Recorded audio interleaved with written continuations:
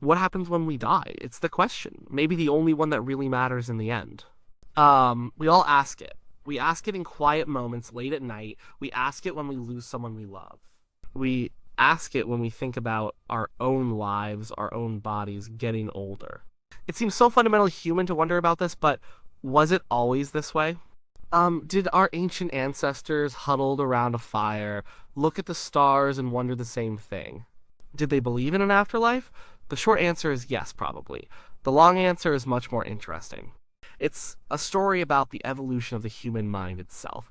The belief in an afterlife isn't some cultural invention that popped up in one place and spread. It seems to be a deep recurring feature of being human. It grew out of the very cognitive tools that made us who we are.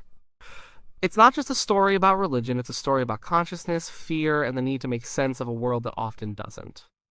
To find the first clues, we have to go way back. Before us. Before Homo sapiens. We have to look at our cousins, the Neanderthals. For a long time, we pictured them as brutish, simple creatures.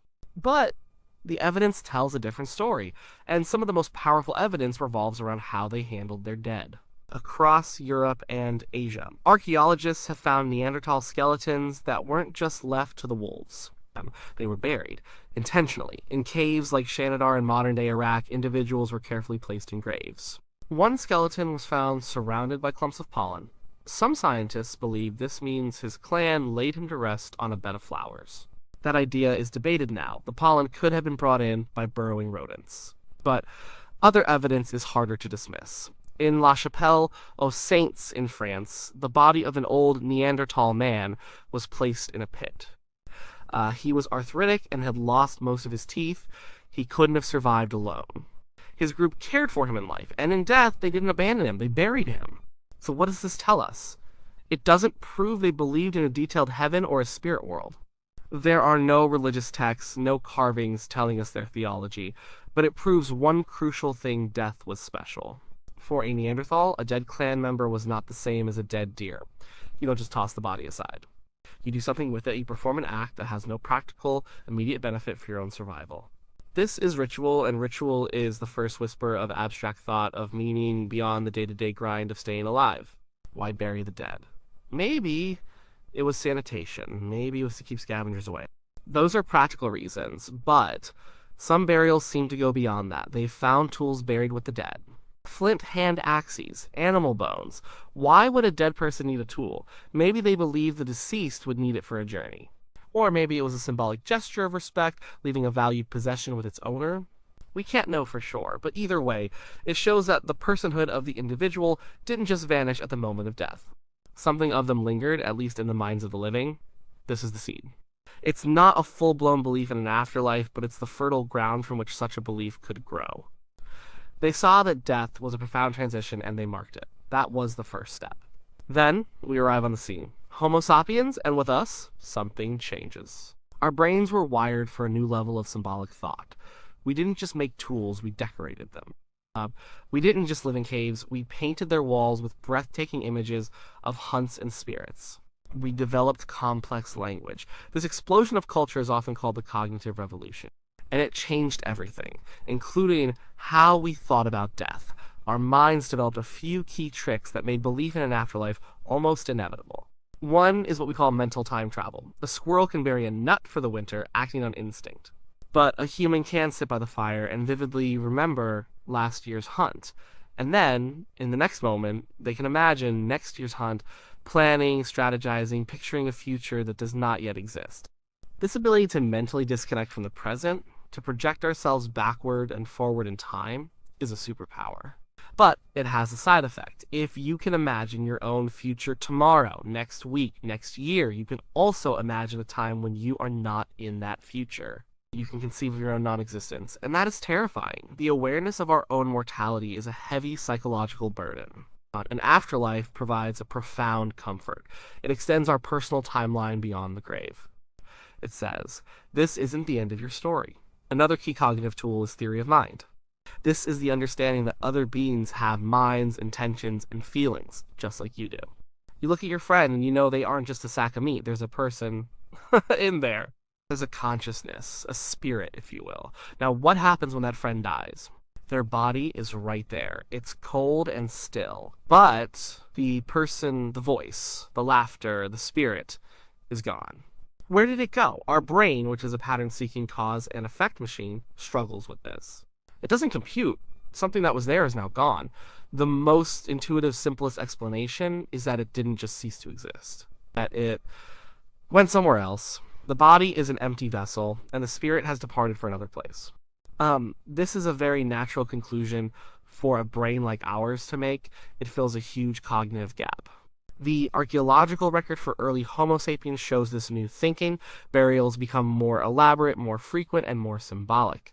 One of the most famous is from a place called Sungir in Russia, dating back about 34,000 years. Here, they found the graves of two children buried head to head.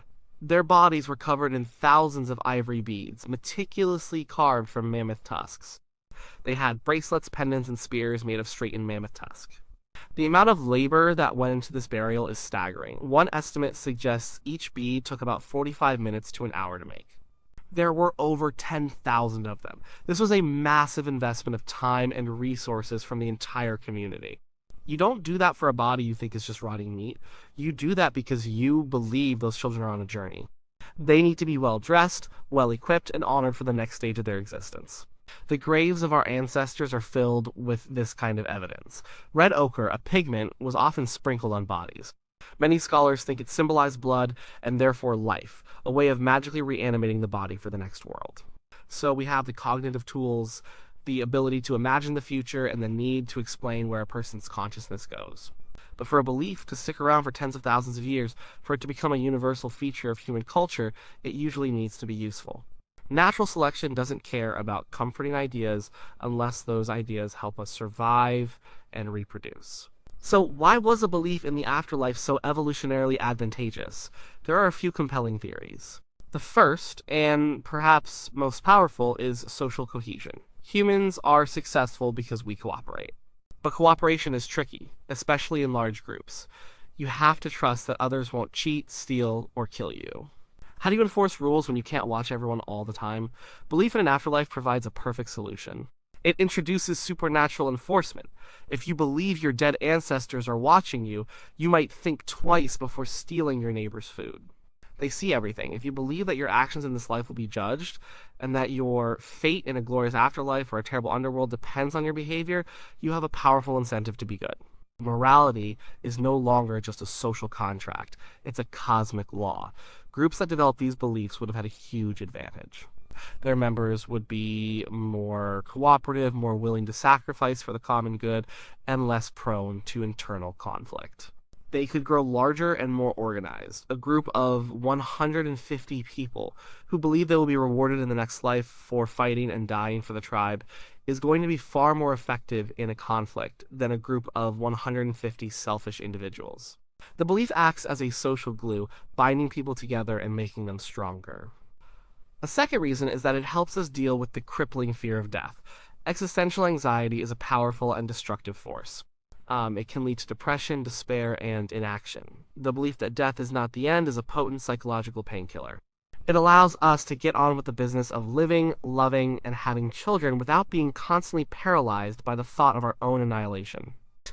A less anxious, more hopeful human is likely to be a healthier and more successful human. The belief is a coping mechanism that works. It soothes the mind. The third idea is that the belief in an afterlife might not have been directly selected for at all. Instead, it could be a byproduct and accidental side effect in general of other cognitive traits that were highly advantageous. Think of it like this. We evolved hyperactive agency detection. That's a fancy way of saying our brains are wired to see intention and purpose everywhere. When you hear a rustle in the grass, you don't assume it's the wind. You assume it's a predator. The person who assumes it's a predator runs away and survives. The person who assumes it's the wind might get eaten. So we evolved to err on the side of seeing agents or minds behind events. Combine that with our theory of mind believing people have spirits and our need for causal explanations. When someone dies, our hyperactive agency detection asks, what did that? What agent caused this? And our theory of mind says, the person's spirit has left. The belief in a spirit world becomes an almost unavoidable conclusion of the way our brains are built. It's not that evolution wanted us to believe in ghosts. It's that evolution wanted us to have brains that are good at avoiding predators and understanding our friends. And a side effect of that is that we also believe in ghosts. For most of human history, these afterlife beliefs were probably pretty vague. They were the stuff of animism and shamanism. The world was full of spirits, spirits of ancestors, spirits of animals, spirits of places. The afterlife wasn't necessarily a place of reward or punishment. It was just another place, a spirit world that existed alongside our own. The dead didn't so much go to heaven as they just paused, stuck around. They could influence the living for good or for ill. You had to respect them, leave them offerings, and speak their names, lest they become angry. This kind of belief is found in hunter-gatherer societies all over the world. It's a very personal, local, and fluid kind of spirituality. There are no holy books, no grand cathedrals. There are shamans who can journey to the spirit world to seek healing or knowledge. There are rituals to appease the ancestors. It's a way of understanding the world as a living, conscious place. Then came another revolution, the agricultural revolution. About 10,000 years ago, we started to settle down. We began farming, domesticating animals, and living in villages that grew into towns and then cities. This changed everything about human society, and it changed our beliefs about the afterlife. As societies became larger and more complex, they also became more hierarchical. You had farmers, soldiers, priests, and kings. Social inequality was born, and interestingly, our visions of the afterlife started to mirror our new social structures on Earth. The afterlife became a more organized, more stratified place. The most famous example is ancient Egypt. Egyptian civilization was, in many ways, a massive death cult. Their greatest architectural achievements, the pyramids, were tombs. Their most complex rituals revolved around mummification, the preservation of the body for the next life. Their most intricate texts, like the Book of the Dead, were guidebooks for the soul's journey through the underworld. In the Egyptian afterlife, your status mattered. The pharaoh, a god on earth, was expected to join the other gods in eternity. He was buried with immense wealth, gold, chariots, food, and even sacrificed servants, everything he would need to maintain his lavish lifestyle in the next world. A common farmer, on the other hand, hoped for a more modest eternity, a simple field of reeds where he could live a peaceful, idealized version of his earthly life. The afterlife wasn't a great equalizer, it was a continuation of the social pyramid. It was a powerful way to justify the social order. The king is king because he is divine, and his place in the afterlife is assured. Your place is to serve, and if you do, your reward will be a humble but pleasant existence. It reinforced the power structures of the living. We see similar developments elsewhere. In ancient Mesopotamia, the afterlife was a gloomy, dusty underworld called the Land of No Return. Everyone went there, rich and poor, good and bad. It was a shadowy, grim reflection of the often difficult life in the river valleys. In ancient Greece, the underworld, Hades, was also a mostly dreary place, though heroes might earn a spot in the blissful Elysian fields. But a new and incredibly powerful idea was starting to emerge. This was the idea of a moral afterlife. It wasn't just about where you went after you died, it was about what you deserved. Your fate was no longer determined by your social status or the richness of your tomb. It was determined by your actions in life. This is a monumental shift. It links morality directly to eternity. The Egyptians had a version of this. The soul of the deceased would be led before the god Osiris to have their heart weighed against the feather of Ma'at, the goddess of truth and justice.